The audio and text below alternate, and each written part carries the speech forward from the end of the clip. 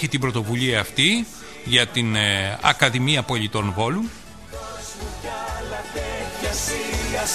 Και θα φιλοξενήσουμε, κυρίες και κύριοι, στην εκπομπή μας και τον κύριο Ευστράτιο Παπάνη, ο οποίος είναι πρόεδρος της Ακαδημίας Πολιτών, Πανελλήνια, είναι καθηγητής στο Πανεπιστήμιο Αιγαίου και τον έχουμε στην τηλεφωνική μας γραμμή. Κύριε καθηγητά, καλή σας μέρα. Ναι, καλημέρα σας. Τι κάνετε? Πολύ καλά. Σας ευχαριστούμε καταρχήν που μπήκε στην Ακαδημία Πολιτών και ο Βόλος. Έτσι. Μπήκε και ο Βόλος και ήταν αναμενόμενο, αφού είχαμε μιλήσει με τον κύριο Τζούμα, με τον Νίκο. Βεβαίως. Και μας είχε πει για το μεγάλο ενδιαφέρον που δείχνει ο Βόλος. Εξάλλου είχαν προηγηθεί κάποιες πετυχημένες προσπάθειες στη Λάρισα, όπου να σας πω ότι αυτή τη στιγμή φοιτούν γύρω στα 400 άτομα, και στη Μυτιλήνη που έχουμε 550 εγγεγραμμένους. Μάλιστα. Πόσους φιλοδοξείτε δηλαδή να κάνετε και στο Βόλο? Ελπίζουμε ότι θα μαζευτούν γύρω στα 400 άτομα επίσης. Γιατί οι κύκλοι της Ακαδημίας αποτελούνται από θεματικές που είναι πάρα πολύ ενδιαφέρουσες. Δηλαδή ξεκινάμε με πρώτο εξάμηνο ψυχολογία, δεύτερο εξάμηνο ιατρική, προχωράμε μετά με κοινωνιολογία, ιστορία, δηλαδή πιάνουμε λίγο από όλες τις επιστήμες, με πολύ σημαντικούς επιστήμονες, οι οποίοι έρχονται και τα λένε με τρόπο που θα λέγαμε είναι κάπως εκλαϊκευμένους για να είναι κατανοητά. Θέλω να μου πείτε πρώτα, κύριε καθηγητά, το ένασμα, τι σας έκανε για να ξεκινήσετε αυτή την προσπάθεια? Κοιτάξτε, υπήρχε παλιότερα, βέβαια τώρα μετά την οικονομική κρίση όλα αυτά έχουν ανατραπεί. Υπήρχε ένα αίτημα για ανοιχτή πρόσβαση σε το βάθμιο επίπεδο εκπαίδευσης από όλο το λαό.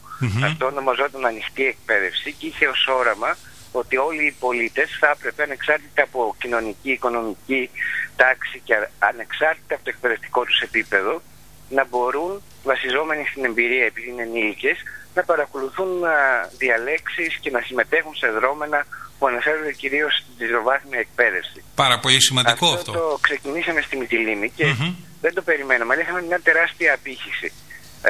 Γιατί δεν είναι μονάχα οι διαλέξεις, είναι κυρίως μια σειρά εκδηλώσεων που γίνεται, όπως επίσης και μια σειρά επιχειρηματικών δράσεων, με την έννοια ότι συνήθως βγάζουμε μια φοιτητική ταυτότητα.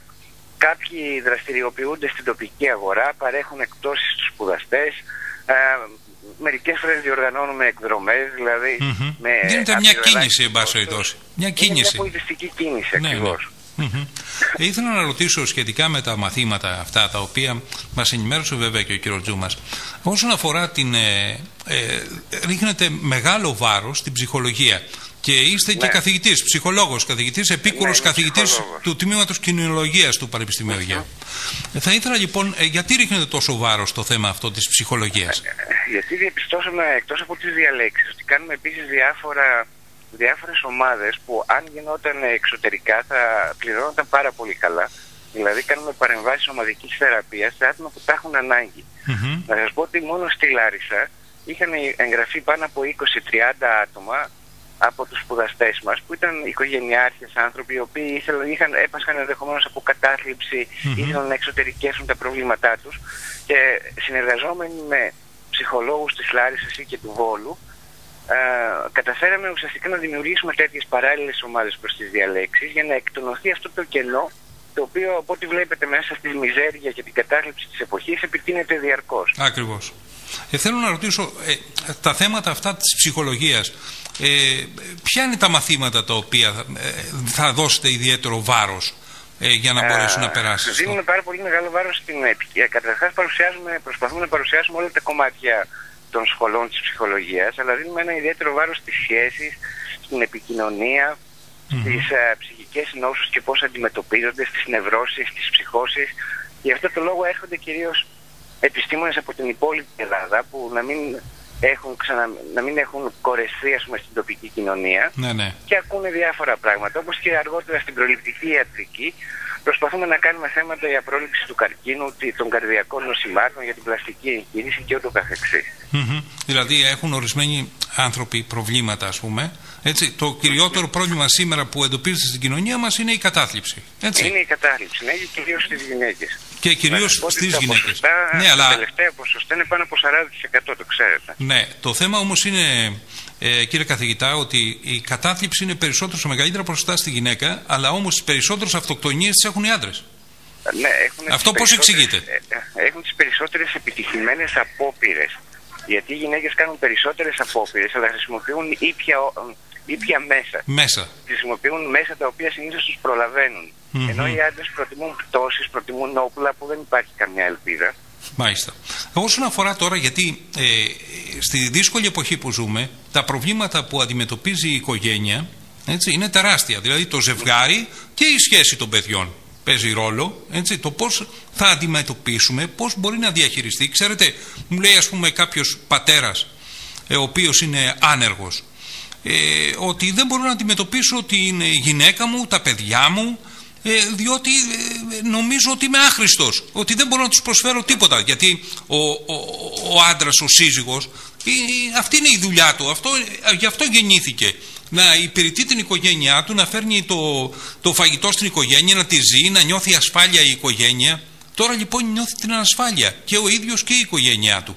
Πώς διαχειρίζεται αυτός ο άνθρωπος? Κοιτάξτε, να σας πω ότι στις τελευταίες δεκαετίες έχει γίνει μια τεράστια μετατροπή στην οικογένεια. Το πρόβλημα που έχουμε εμείς οι ενήλικες είναι ότι ενώ έχουμε μεγαλώσει με παραδοσιακές αξίες, βλέπουμε στην πραγματικότητα ότι τα δεδομένα πλέον αλλάζουν. Πατάμε με τα πόδια μας σε δύο βάρκες. Αυτό είναι το κυριότερο πρόβλημα, ότι η οικογένεια σήμερα έχει γίνει ενοχική κατά κάποιο τρόπο. Και αυτό είναι ένα πράγμα το οποίο πολύ συχνά το αναλύουν οι μελετητές που φέρνουμε. Γιατί θα δείτε ότι η οικογένεια πρόκειται να μετασχηματιστεί ακόμα περισσότερο. Όσο αλλάζουν οι οικονομικές συνθήκες, αλλάζει και η οικογένεια και αργότερα αλλάζει και το σχολείο. Ναι, δηλαδή πώς θα αλλάξουν? Η νέα γενιά δεν σκέφτεται καν με τον τρόπο που ξέραμε εμείς. Δηλαδή, ακόμα και όταν λένε ότι θέλουν να κάνουν οικογένεια, δεν το εννοούν με τον τρόπο που λέμε εμείς. Δηλαδή, πώς? Δηλαδή, αυτοί σκέφτονται πιο πρόσκαιρες σχέσεις και πιο ελεύθερες σχέσεις. Είναι περισσότερο σαν ένα σύμφωνο συμβίωσης παρά σαν γάμος με τη συστημική του έννοια, όπου οι σχέσεις καθόριζαν εμπολί στο χαρακτήρα του υποκειμένου και των παιδιών. Μάλιστα. Αλλάζουν λοιπόν και οι σχέσεις μέσα στην οικογένεια. Οι σχέσεις των ανθρώπων, οι σχέσεις με το άλλο φύλο, οι σχέσεις με την οικογένεια, γενικότερα η επικοινωνία νοσεί, και αυτό είναι, θα δείτε και σε όλες τις διαλέξεις, είναι το κυρίαρχο θέμα. Έτσι, όσον αφορά τώρα την ιατρική, μου είπατε ότι θα υπάρχουν και μαθήματα ιατρικής. Σε ποια θέματα θα επικεντρωθείτε εκεί? Τι γνώσεις θα... Τα θέματα, αλλά ξεκινάμε συνήθως με μορφές καρκίνου. Φέρνουμε κάποιους ογκολόγους από το Πανεπιστημιακό Νοσοκομείο της Κρήτης και το Πανεπιστήμιο της Κρήτης. Προχωράμε σε καρδιακά νοσήματα, γενικότερα ό,τι αφορά την πρόληψη. Γιατί τουλάχιστον από ό,τι διαπιστώσαμε στις άλλες δύο πόλεις που σας ανέφερα, οι άνθρωποι είχαν μια παντελή άγνοια για το τι ακριβώς είναι αυτό το πράγμα και πώς αντιμετωπίζεται. Είχαν πολύ γενικές γνώσεις, ας πούμε, για το τι είναι καρκίνος, αλλά δεν είχαν δει ποτέ, όπως θα τους δείξουν, τι ακριβώς συμβαίνει και πώς καταλήγει κάποιος και τι μπορεί να κάνει για να σωθεί. Το ίδιο με τα καρδιακά. Να σας πω ότι τα περισσότερα που κυκλοφορούν είναι παραπλανητικά. Όλα αυτά τα δημοσιεύματα που διαβάζουμε ή όλα αυτά που λένε στην τηλεόραση, τις περισσότερες φορές δεν ανταποκρίνονται στην ιατρική αλήθεια και θέλαμε να αποκαταστήσουμε την πραγματικότητα. Μάλιστα.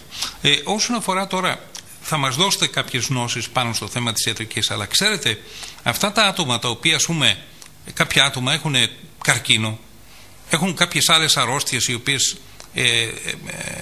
δεν μπορούμε να κάνουμε κάτι, είναι σε όλη τους τη ζωή, έτσι.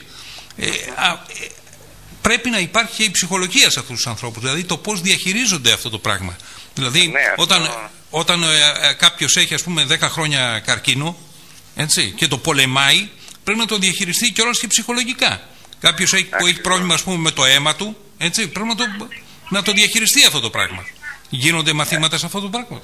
Γίνονται ταυτόχρονα. Δηλαδή οι γιατροί που έρχονται είναι εξειδικευμένοι και στο ψυχολογικό τομέα.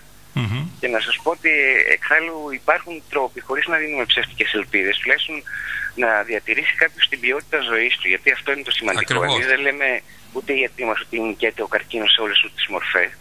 Αλλά παρόλα αυτά μπορούμε να διασφαλίσουμε μια ποιότητα ζωής στους ασθενείς. Όπως και σε αυτούς που κάνουν αιμοκάθαρση, όπως και σε αυτούς που πάσχουν από άλλα νοσήματα που θεωρούνται ακόμα και σήμερα ανίατα. Και να σας πω ότι σε αυτό είμαι ιδιαίτερα ευαίσθητος, γιατί πέρασα και εγώ καρκίνο εδώ και 5 χρόνια. Μάλιστα. Και γνωρίζω ακριβώς πώς είναι μετά να παλεύεις για να κάνεις κάτι καλύτερο. Μάλιστα. Τον παλέψατε, τον νικήσατε εσείς?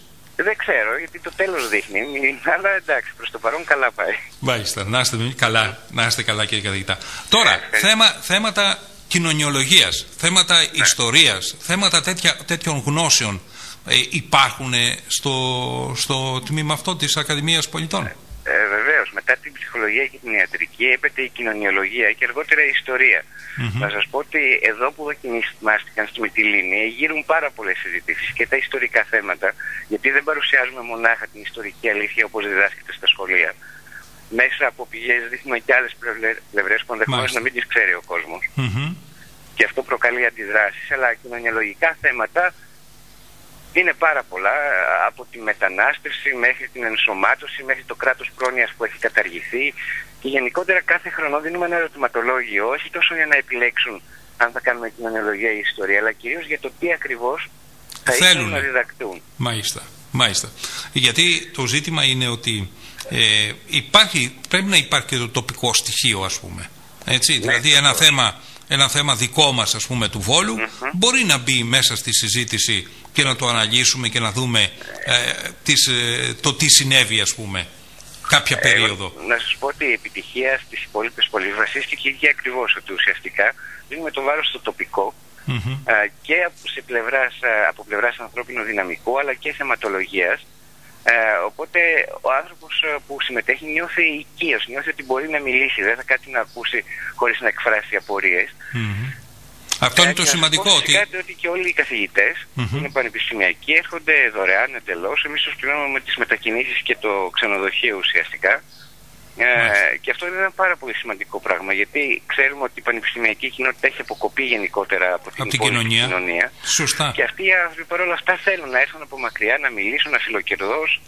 Πολύ σημαντικό αυτό. Πολύ σημαντικό, διότι η γνώση δεν πρέπει να παραμείνει στους ολίγους, πρέπει να μεταδίδεται στους πολλούς. Μα ακριβώς αυτό. Και φυσικά υπάρχουν και βλέπετε, η πολιτική κατάσταση σήμερα και η οικονομική γύρει διαρκώς ερωτήματα για το ρόλο του κράτους, τα οποία αναδεικνύονται σε κάθε διάλεξη. Μάλιστα. Κύριε καθηγητά, σας ευχαριστούμε πάρα πολύ και θα τα πούμε βέβαια όταν ξεκινήσουν τα μαθήματα. Να είστε καλά. Σας ευχαριστώ. Να είστε καλά. Γεια σας. Γεια σας. Η εκπομπή είναι προσφορά της Πανελλοεμπορικής.